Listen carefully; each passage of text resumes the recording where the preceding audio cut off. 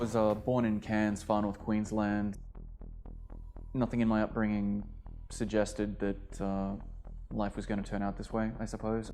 My dad was a drover's cook turned watchmaker. My mother was born in a now defunct mining town. She ran a dress shop and then moved into running a convenience store by a beach. All of our holidays were spent on cattle stations.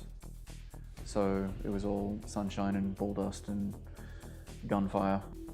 What kind of kept me sane, like growing up in Cairns, was movies. I tried to write my first book when I was in the 4th grade. And that was when I realized that pretty much every project you undertake will take 3 times longer than you think it will. But yeah, movies kept me sane, and I wound up getting an American accent out of it. I just watched so much television, which is crazy because my father's about as Australian as you could hope for. My whole family is. Pretty much all my reading material at the time came from, the Cairns library. And what changed everything was coming across a hardcover first edition of William Gibson's Neuromancer. It's kind of hard to convey like what a paradigm shift that was at the time, because it was a kind of writing I'd never come across before. I mean, I know there's similarities to Chandler and other writers in that vein, but I mean, insofar as the world it was creating, the future it was positing, the characters that he came up with, like I'd never seen anything like it before. And while I didn't have the vocabulary to articulate it at the time, the thing I think that affected me the most about Gibson's writing was his capacity for fantastic signal to noise, his ability to evoke something with the smallest number of words possible. The minute I turned 18, I basically just split. A guy named Jean-Pierre Vus, who ran the theatre course at James Cook University, saw me in a production in Cairns and thought me and my friend Eric would make good actors. So he said, look, if you want to come to university, if you want to study theatre, if you want to study acting, you don't have to worry about an audition, just let us know and we'll get you in. See, I never wanted to be an actor. Like, the idea of being an actor always seemed like the idea of being somebody else's puppet, and I always wanted to make something of my own rather than perform something somebody else had made. So the best piece of advice he gave me was that, if you want to be a director, which I did, be an actor first so that you understand the experience of being an actor and you can better communicate to actors. And it was a really good piece of advice, not only for that, but because it made me a better writer. In training to be an actor, it gave me, it made it a lot easier to step inside somebody else's shoes. And I found that if I could write the immediacy of the experience of being somebody else, then it made for far more impactful writing. Greater signal to noise, better verisimilitude, a better granular sense of truth to what was going on. Writing novels was probably the best and only way to make films. So I fell into that pretty hard. No budget constraints, no crew problems. I could just sit down and I could, the movie would be as good as my ability to tell it. So while books were a very big influence, The Hobbit was a really big influence. Gibson's work was a really big influence. Later on, when I read Neil Gaiman's Sandman, that was a really huge influence as well.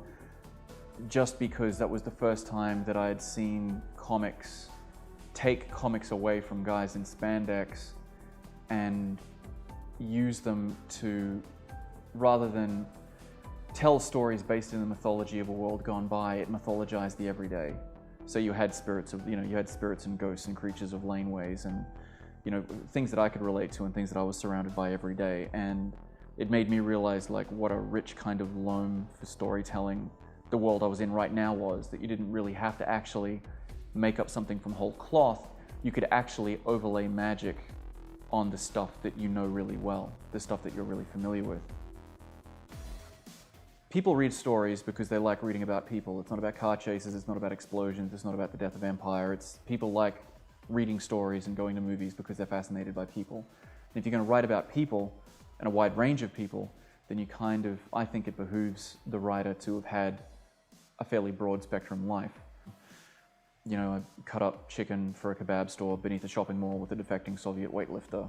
I worked for the crime management unit of the Queensland Police Service, dealt with about maybe 50 cases every night, everything ranging from, you know, indecent exposure to multiple homicides.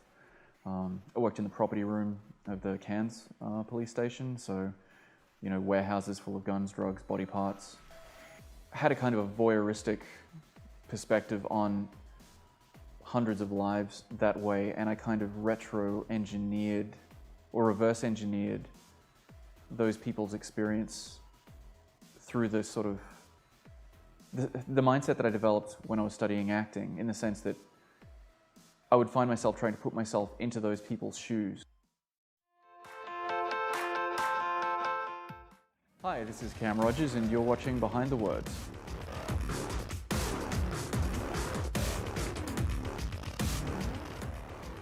Music of Razors, that had a fairly unconventional kind of creation. So basically what happened was Gary Crew took a look at some of my stuff and asked me to write for a series for young adults for Lothian, which I did. They wanted a second book, so I wrote a story about a 200-year-old bullet removal specialist, which they didn't think quite fit. So that's fine. But I did wind up showing it to Penguin. They really liked it, and they said, could you write a series of short stories based around this character of Henry? And I said, sure. But I did ask, you do realize that short story collections don't sell. Like even Stephen King has a hard time, you know, selling short story collections. But you know, they seemed fine with it, so okay. So I spent a little bit of time, and I came up with about half a dozen stories based around this sort of spectral character with these tools of angel bone that enable him to sort of take a living thing and turn it into something else. And so I wrote them, gave them to Penguin, and they said, yeah, we love it. Small problem, short story collections don't sell. Do you have any ideas about what we could do with this? And so I thought about it for 10 seconds and I said, yeah, sell it as a novel. And they said, do you feel comfortable doing that? And I said, okay. So I spent the next 9 months, I think. I got rid of one of the short stories and looked at the remaining ones, and there was a context to them that suggested the first half of the novel. So I sort of surgeryed the stories around to make up the first half of the novel, and then spent 6 months writing the end of it, and that became Razors, which typically isn't how you're supposed to write a novel, and is kind of a back-asswards way of doing it and kind of painful. When it came to creating Walter and Hope and making them real, as far as I'm concerned, the key element in anything dramatic is depth.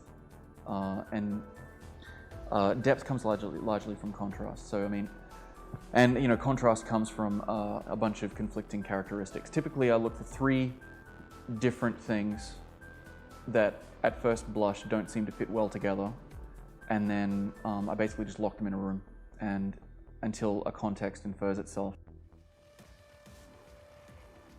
Grew up in North Queensland, now living in Helsinki, Finland. I'm one of the 3 writers at Remedy Entertainment, the production house that did video games like Max Payne, Alan Wake. So I'm working on what they're calling their next big thing. I got that job through a strange series of coincidences. But having been a published author was probably the biggest thing that helped me get that job. So I visited Finland for about 4 months in 2010, fell in love with the country, and bent over backwards trying to find a way to actually live there.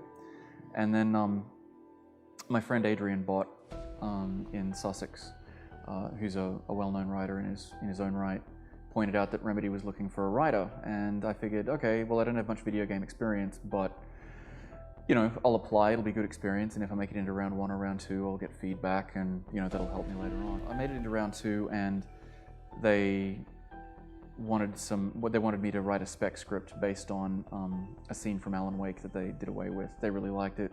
They got me a Skype interview, and then based on the Skype interview, they flew me over for an actual face-to-face interview, and then I got it. So now I'm living in Helsinki and working with two other really brilliant writers, working on an incredible game that hopefully we'll be able to talk to you about sooner than later. I think more than any other video game company on earth, Remedy is like hyper-focused, super focused on actual storytelling. And what I'm most excited about with this current project is, one of the things I noticed was, like, when film first came out, it took it about 40 years to be accepted as a legitimate storytelling medium, to sort of find its feet and to discover its own language and to work out how to do what it did as well as possible. And then people just accepted, yes, film, legitimate storytelling medium, film's great. Video games, they've been around for about 40 years. And a lot of the content in video games is kind of on a par with some of your cheesier straight-to-video action films from the 80s. You know, it's all, stern-jawed guys looking for justice and nobody messes with them and blah, blah, blah. Nothing terribly interesting, all fairly one-dimensional. Whereas, like, what we're trying to do at the moment, like, we're setting the bar for ourselves really high. Like, we want to basically be able to punch our weight, in a perfect world, like HBO level, like really like engaging stuff, deep characters, granular, true, fascinating storylines, evolving stuff that will take you by surprise. Like, we want to leave you, like, we want to make you laugh, we want to make you cry, like, we really want to, like, just punch you right in the solar plexus with some amazing stuff.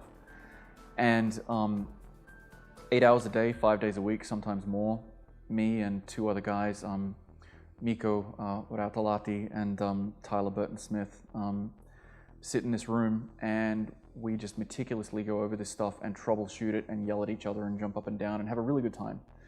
And I'm really pleased with what we've got so far.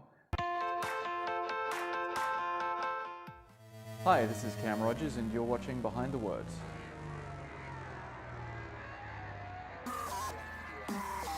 If you look at, for example, having gone from Max Payne, which was a very noir-inspired, hell of a lot of fun, straight-up shooter, to Alan Wake, which is more of an action-adventure psychological thriller, you can see a real evolution in their prowess as a company and their prowess as a producer. And now looking at the next thing that they're going to release, I think this next thing is going to be by far and away the best thing they've ever done. I think it's going to blow people. I really think it's going to blow people away. And it's fantastic seeing a company like Remedy, who are so human and so sane and so much fun, with such high standards for themselves and so savvy about what they do, and just seeing them get better and better and better and better. Like, it's just amazingly exciting being there, because I have no idea where they're going to stop. At the moment, it seems to me like my strength is novels, traditional publishing, that kind of thing, signal to noise, lateral thinking, character stuff, dramatic staging, that sort of thing. Tyler is more, it comes from a film and television background, and Mikko comes from the game writing background, but he's also written films as well. So we sort of get into the room and we just sort of click, and so my experience wrestles with their experience, and I might champion something they won't see the benefit of, and so it'll become like some of the best conversations you could hope to have. And the awesome thing about working there is there's very little ego in the room, which I understand is kind of uncommon. So I might champion something, but if I see wisdom in why they think it mightn't work, then I'll let it go. We'll move on, and I'm learning a ton as a result of being there. Yeah, so Quantum Break is the next true next-gen title. It's coming out for the Xbox One, and the great thing about it is that it comes both with the game and it comes with a full season of a high-quality television show on the same disc. And the decisions that you make in the game affect your director's cut of the show. and the information that you learn from watching the show affects the decisions that you make in the game. This is storytelling in a game that hasn't really been done before.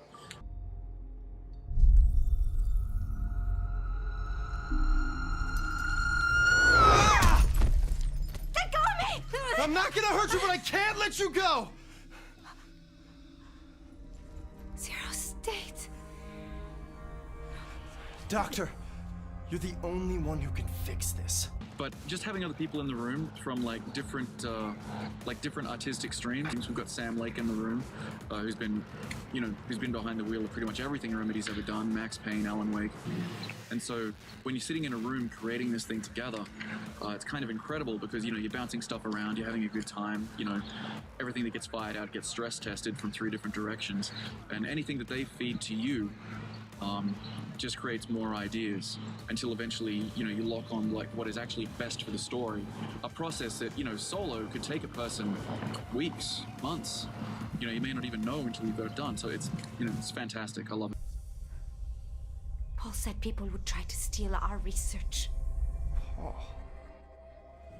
When you write a book, it can be 2 years before you see the printed word on the page. With this, 2 months later, an actor in Los Angeles is performing that entire scene in front of you. It's the strangest thing. It's collapsing. Whereas movies will engage you by sitting you down and crafting, the narrative experience of it in such a way that it draws you in and it makes you feel for the characters. Video games do the same thing by making you the characters. And that's what I mean when I say I think that video games are very close to being regarded as a legitimate storytelling medium. The sense of immediacy and investment that video games can provide you, the sense of investment they can provide you in the characters that you play, will affect you profoundly and can stay with you for a very long time. Mass Effect, regarded by many to be the best science fiction universe created in the last 10 to 15 years. And you control so much of what happens to your captain and your crew, all of whom are fully fleshed out personalities with lives. They live and die based on the decisions that you make, profoundly affect people, and people line up around the block to get the next installment of that. It's collapsing. Move it! Move! From trying to write my first novel in 4th grade to being in Helsinki now, spending a lot of years just eating dirt trying to get books published. It's really strange. This time last year, I was living in Footscray on the Dole. And a friend of mine in Sussex said, Remedy's looking for a writer. I applied. Somehow I got it. And here I am. Everything changed in 9 months. Have a good one. See ya. The perspective of somebody trying to create something within the structure of a gaming company, and you have to take so many other considerations into account. Personnel cost, man hours, technology available, actors that you have, game mechanics, the player's experience of it, what the player will think based on what they've seen in the game so far, context. It's... yeah, huge learning curve, but fascinating.